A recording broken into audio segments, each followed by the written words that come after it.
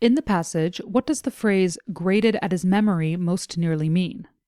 Let's begin by taking a look at the context "graded at his memory" is used in. We see the passage say that something about the photograph grated at his memory. With this in mind, let's take a look at our choices. A. Sharpened his thoughts. The context of the passage doesn't suggest sharpening his thoughts or clarity. If anything, Evan is bothered that he can't remember who the boy reminds him of. This choice can be marked off. B. Persistently bothered him, as if trying to recall something. This is what we brought up with the previous choice and makes sense.